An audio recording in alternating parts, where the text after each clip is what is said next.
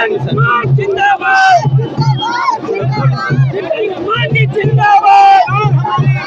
बाप बेटे का लड़ाई है सर, क्या कहना है? कोई ताकत की लड़ाई नहीं है, कोई टक्कर में नहीं है।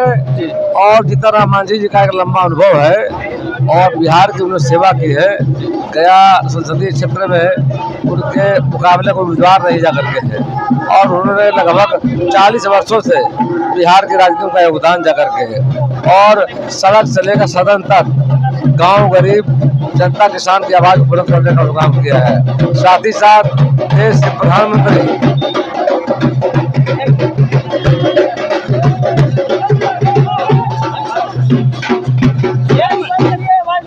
एक और जहां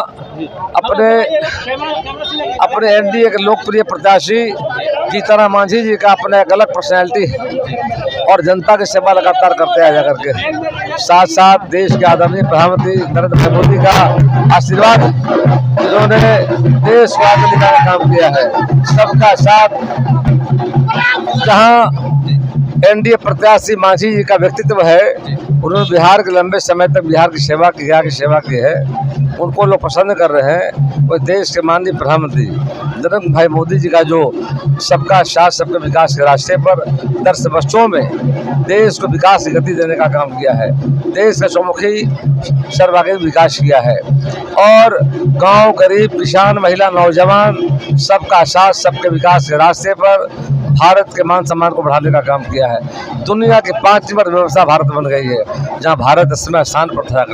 आने वाले समय में माननीय प्रधानमंत्री जी का संकल्प है विकसित भारत विकसित बिहार बनाने का, इसीलिए हम सब बोल रहे।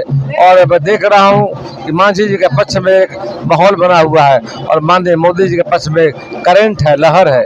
जनता चाहती है कि ऐसे नेता को फिर से प्रधानमंत्री चुना जाए जिन्होंने 10 वर्षों में देश को आगे ले जाने का काम किया है। भगवान राम का मंदिर बनाने का सवाल हो, 370 धारा हटाने का सवाल हो, गरीबों को आयुष्मान भारत के माध्यम से इलाज कराने की बात हो, ऐसे अनेक विकास के काम किए हैं। किसानों के लिए पीएम किसान निधि योजना लॉन्च की जा करके है, बेटी बचाओ बेटी पढ़ाओ, पीएम उज्ज्वला योजना, स्वच्छ भारत अभियान, ऐसे अनेक योजनाएं। और कोरोना काल में उन्होंने देश को और दुनिया को एक नेतृत्व देने का काम किया। कोरोना का संकट ऐसा था, दुनिया ठहर गई थी, भय डर का माहौल बन गया था। उस संकट के दौर में माननीय मोदी जी ने देशवासियों के साथ साथ दुनिया का नेतृत्व किया करके और लोगों को दवा, वैक्सीन, खाने का अनाज, ऑक्सीजन उपलब्ध कराने का काम किया। तो